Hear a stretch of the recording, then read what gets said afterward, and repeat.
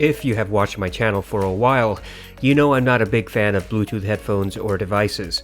The simple reason is because people keep lying about Bluetooth's audio quality. It is not high definition. LDAC is a step forward, but this codec does not provide its highest resolution all the time. I think people end up spending hundreds of dollars for headphones that sound mediocre, are marketed with a ton of hype and gimmicks, and deliver far less than they should for the money they cost. Of course, I have heard some very good Bluetooth headphones like the Beyerdynamic Amaron Wireless and the Bowers & Wilkins PX7. But for every good Bluetooth headphone, there are a dozen bad ones. Vankyo, a Chinese company, sent me their C750 Bluetooth ANC headphones to review.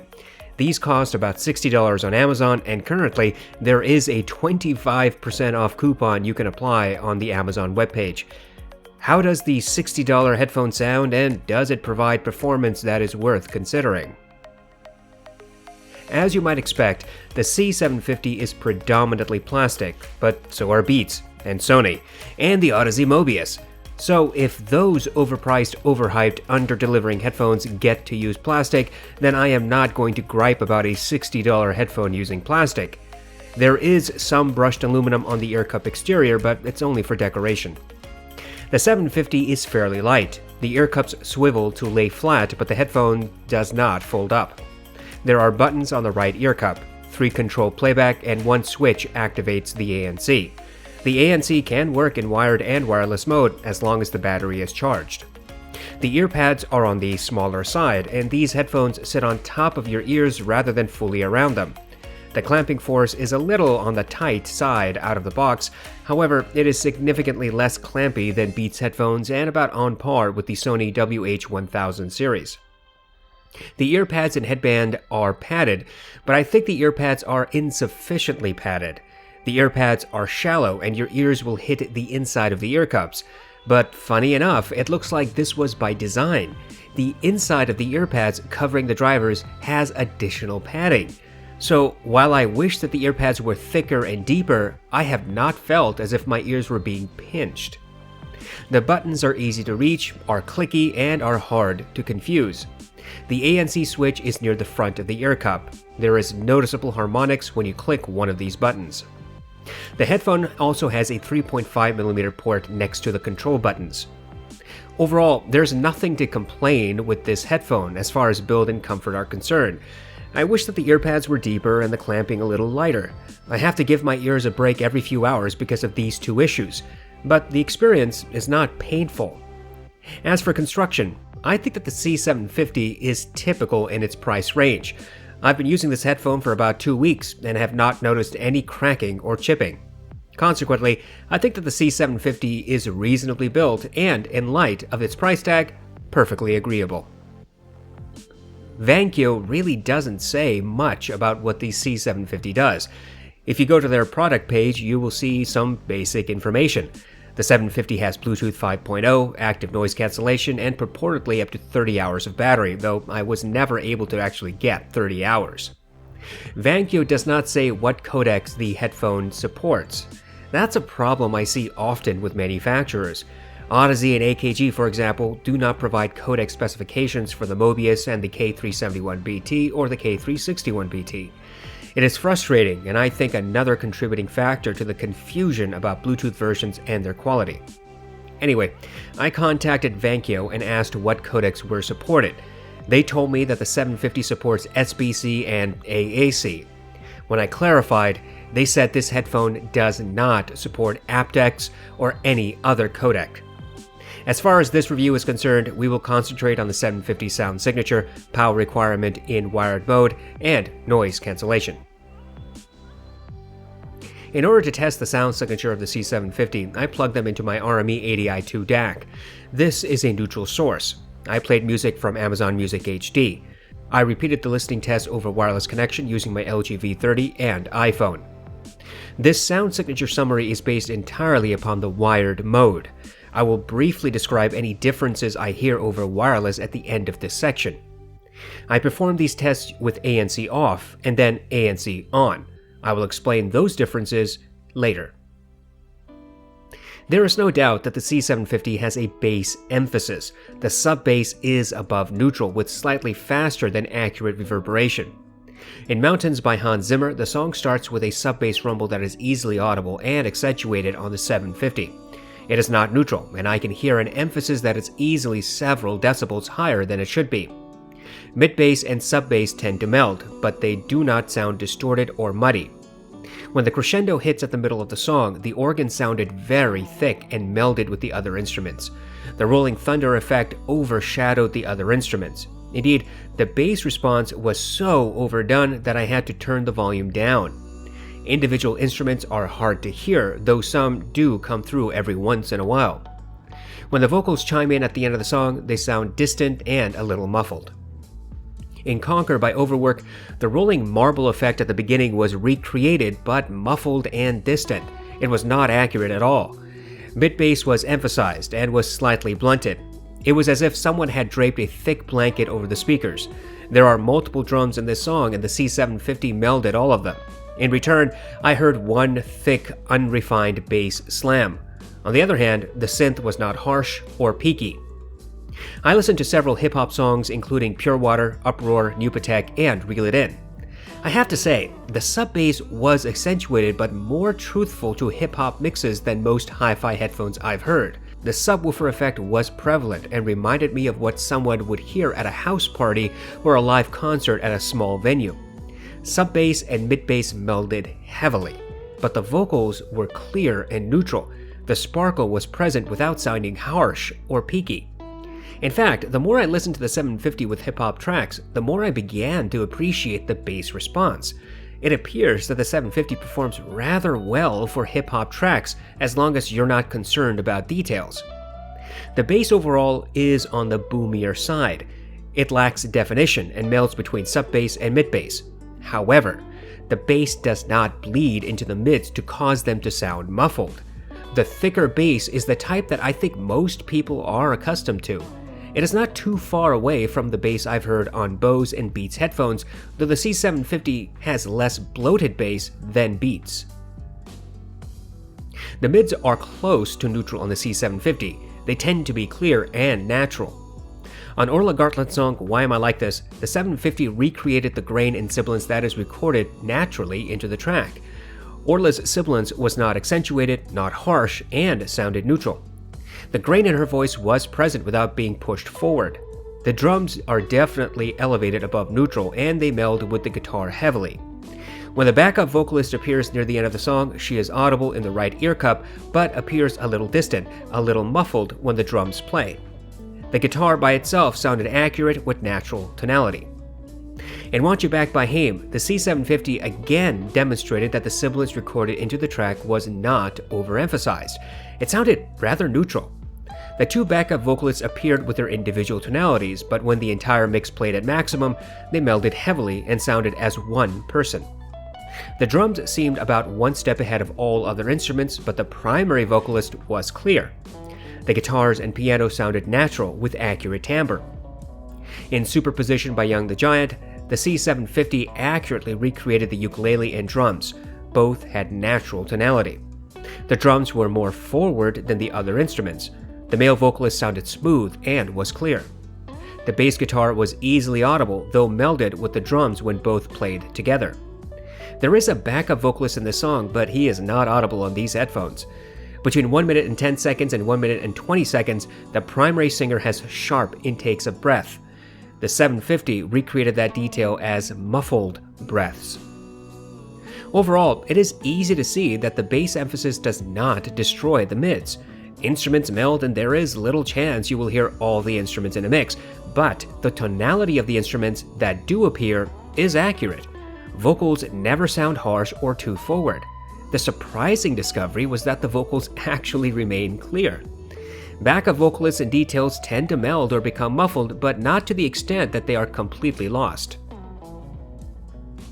The treble sounds smoothed out, just a little, and some details are muffled. However, the treble is very easy to listen to. In Scherzo for X-Wings, the brass and horns did shine through with their characteristic tonalities. However, it sounded as if they were just marginally less energetic than they should have been. This resulted in the instruments appearing smoother, less peaky. There is a graveliness to the horns that is muffled on the 750, meaning that little detail is hard to hear. The timpani sounds full and overpowers the other instruments when it plays. In Flight from the City by Johan Johansson, the C750 presented the piano as if it was about 8 to 10 feet away from me. The bassier notes were more emphasized, but the others remained audible. Decay was about accurate, wherein the notes melded slightly with each other. The electric buzz effect was audible, if slightly muffled. The cello was smooth and its timbre true. It melded with the piano slightly, but remained distinct. In Take 5 by the Dave Brubeck Quartet, the piano was in the right ear cup, the drums in the left, the saxophone dead center, and the bass somewhere in the mix. The saxophone was smooth but lacked a bit of energy. Its unique, gravelly sound was replaced with a smoother one. The drums and bass overshadowed the piano, though the saxophone remained perfectly clear. I could hear the hi-hat and cymbals from the drum kit, but they sounded marginally muffled and combined together. Overall, the treble response was not exactly neutral. Instruments lacked a bit of energy. That roll-off created a very smooth, pleasant sound signature. Instruments like brass, horns, and saxophone were much easier to listen to at high volumes because of this. Indeed, if anyone dislikes treble accentuation, then the C750 would probably render a pleasant experience for them. A lot of times, reviewers miss a fundamental fact about ANC, above and beyond its obvious noise cancellation effect, if any. ANC is an easy way to essentially EQ the sound. Indeed, with any ANC headphone, you get a different presentation with ANC off than when it is active. On the C750, that is no different. ANC on the 750 actually tames the emphasized bass. In hip-hop tracks, the ANC pulls the sub-bass back several steps, and it sounds more distant as a result. Reverberation remains about the same, but the sub-bass is noticeably quieter. Other instruments such as brass, horns, piano, and guitars lose their energy in different degrees. In Scherzo for X-Wings, for example, the brass and horns were slightly rolled off to begin with. With the ANC active, those instruments sounded a little more muffled, and their characteristic tonalities became slightly less obvious. The major difference between active and inactive ANC is the bass, I think. With ANC working, the bass response is much less bloated than before. Mids remain clear, though slightly more muffled than with ANC off. Instruments do not sound off-timbre, but everything has slightly less energy, almost as if there is a thin sheet on top of the speaker absorbing some of the sound waves. Indeed, anyone who finds that the C750 has overly emphasized bass could turn on ANC and get a noticeably different bass presentation, but that does not mean you will like the bass one way or another. Generally speaking, I have found that Bluetooth sound signature is subpar compared to wired connection on the same headphone. There are exceptions to this, of course, but rarely. My expectation with the C750 was that the Bluetooth connection would result in a muffled, undetailed sound. I was not as correct as I thought I would be. First and foremost, the Bluetooth connection obviously relies upon the amplifier built into the headphone.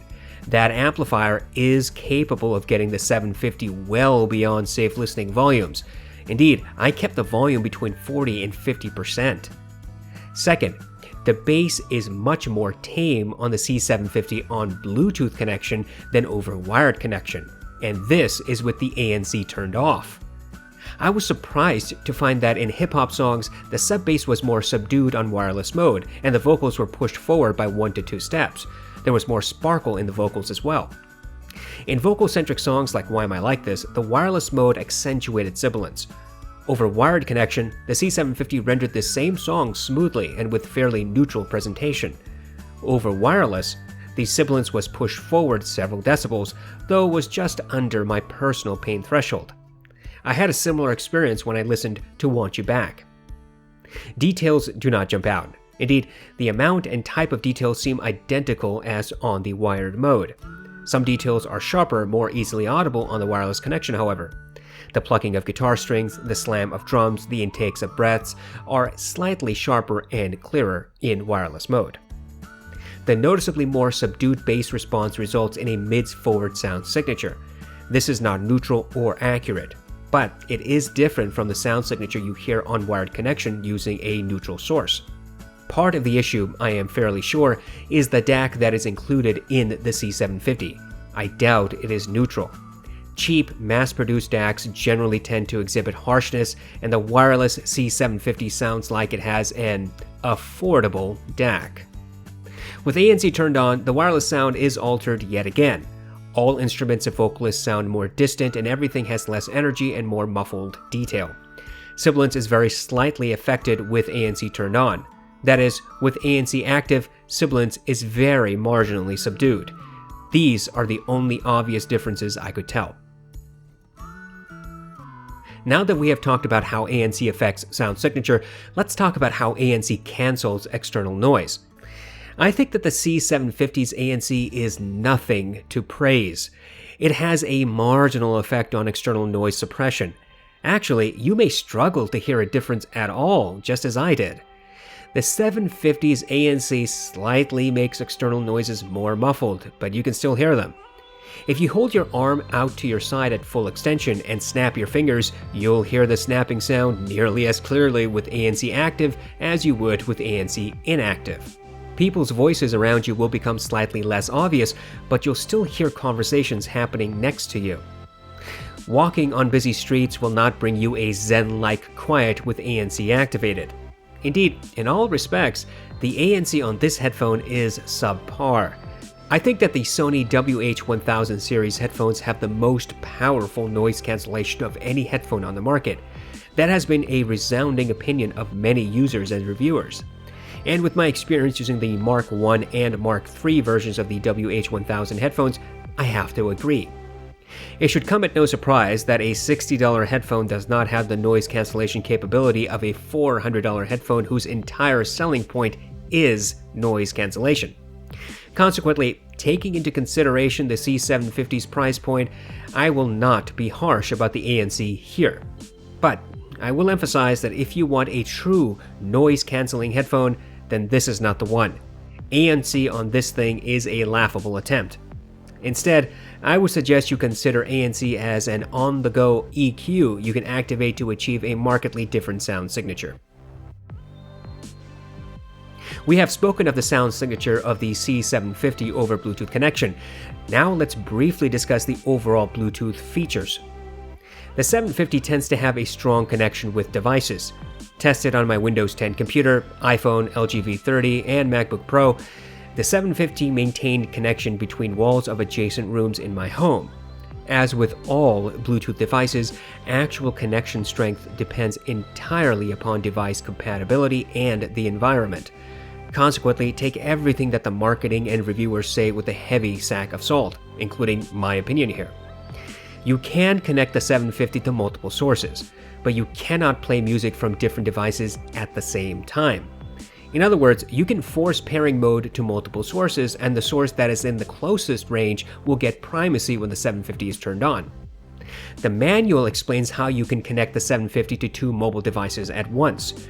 The manual suggests you can do this so that you listen to music on one mobile device, and if you get a call on the other mobile device, you can answer that on the 750. But I'm not sure there are a lot of people walking around with two cell phones, so I don't understand why this is even a feature. Connecting on all of my devices was pain-free. It was quick, and the headphones were always recognized in the Bluetooth search settings. There is nothing really to gripe about this connection. What is gripe-worthy, however, is the initial lack of detail about the supported codecs. None of the websites where the 750 is sold says what codecs are available. The manual in the box does not say. One or two basic reviews of the 750 says that aptX is supported, but they're wrong. Vankyo confirmed that the 750 supports SBC and AAC only. This is a shame, since the 750 is catering to the lowest common denominator.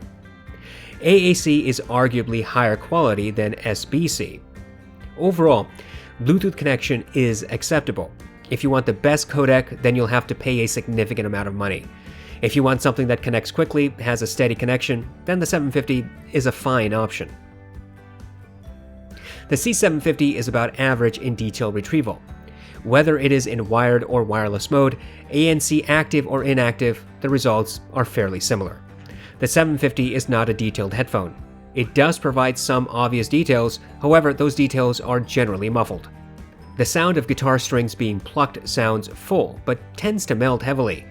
Different drums meld. Sharp intakes of breaths sound distant and muffled. The gravelly sounds of brass instruments is smoothed out or distant. Creaking of wood is audible, though pushed back into the mix. Multiple vocalists tend to meld into one. The 750's driver is made for casual listening, not for critical use. I would say that if you are looking for a natural amount of detail, then the 750 would probably deliver that. However, there is a caveat I must offer.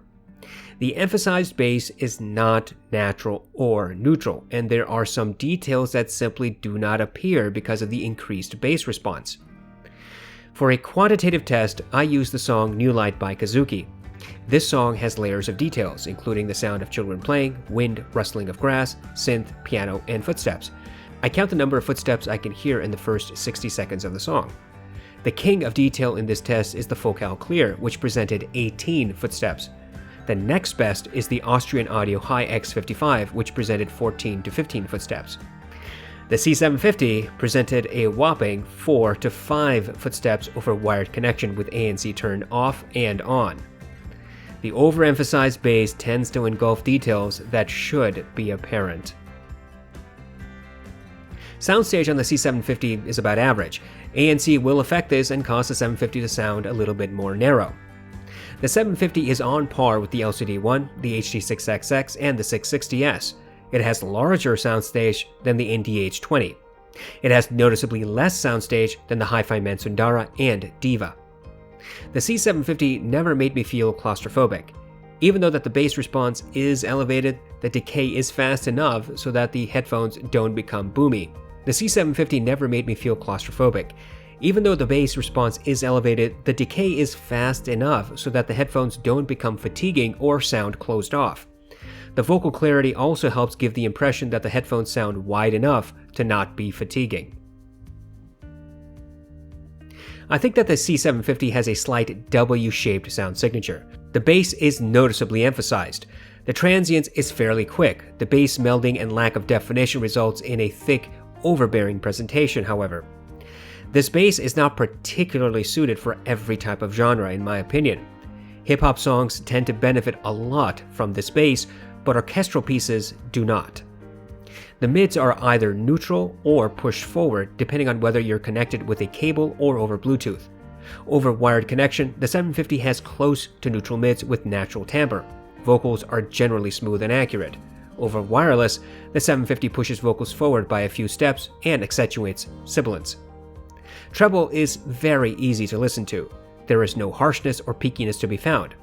Of course, this is the result of some roll-off when some instruments appear to have a little less energy than they really should. Compared to the Sony WH-1000 Mark III, Beats Studio Pro, and AKG K361BT, the Vankyo C750 has notable differences. Unlike these other more expensive headphones, the C750 remained clearer overall. The difference in this regard was fairly obvious compared to the K361BT and the Beats. The difference was far less obvious compared to the Sony.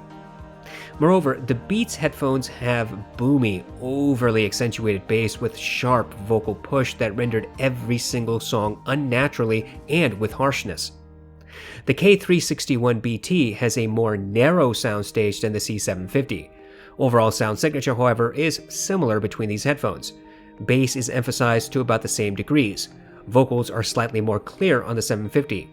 And treble has about the same amount of energy and presentation between these two headphones. The Sony has bass that does not have the same amount of sub-bass presentation. Indeed, I would say that the Sony sub-bass is just slightly above neutral compared to the C750's big kick. Mids are similar in presentation, but I think that the Sony is more consistent. The vocals, for example, do not change in tonality when the Sony is on wireless mode. The Sony also has slightly more treble energy and clarity than the 750. Of course, I am speaking in general terms about the Sony. I am not saying that the 750 is a much cheaper substitute to the Sony. The two headphones do not sound alike. Instead, the Sony and C750 share what I would call a tuning style. When Vankyo asked me to review this headphone, I was not sure what I would do with it. I have an inborn bias against Bluetooth devices, and I am honest about that. I find Bluetooth shilling repulsive.